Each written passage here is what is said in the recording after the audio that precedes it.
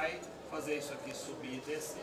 Aqui é um potenciômetro, corrente elétrica aqui para variar a velocidade do motor, certo? E o que vai simular exatamente o que? A temperatura do gás, né? Então, por exemplo, está agitando aqui, determinando um volume que ele está ocupando, mediante a pressão que o gás está sobre o gás. Nesse caso, é só o peso desse pistão mesmo, né?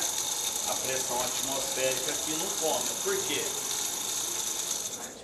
Porque esse êmbolo aqui está furado, quer dizer, você não tem nem sequer pressão atmosférica sobre ele, porque está furado, né? Ele é todo furadinho aqui. Exatamente por quê? Porque essa agitação do ar aqui faria uma pressão interna devido ao próprio ar. Então, a ação apenas das bolinhas, das miçangas ali. O ar passa por esses furinhos aqui, portanto a pressão atmosférica nesse caso aqui, ela não atua. Tá legal?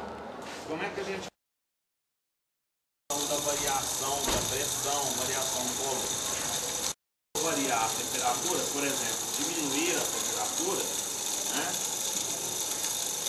De uma mesma pressão, diminui o volume, certo? Então a temperatura está ligada à agitação, porque a velocidade que está agitando está determinando a velocidade dessas partículas. Então menor temperatura, menor volume. Aumenta a temperatura, aumenta o volume. Certo? Tudo bem? Agora, se eu comprimir isso aqui, estou aumentando a pressão, não é isso? Aumentando a força sobre o êmbolo, estou aumentando a pressão. Aumenta a pressão, diminui o volume. Diminui a pressão, aumenta o volume. E nota bem que as moléculas elas estão batendo aqui, ó. Tanto se eu tirar aqui, já escapa alguma. Certo? Tá legal? Então aumento do volume, menor pressão. Aumentar a pressão, a volta do volume que estava naquela temperatura. Então, pressão definida, um volume definido para uma temperatura definida. Legal? Tá. Bem? É isso aí.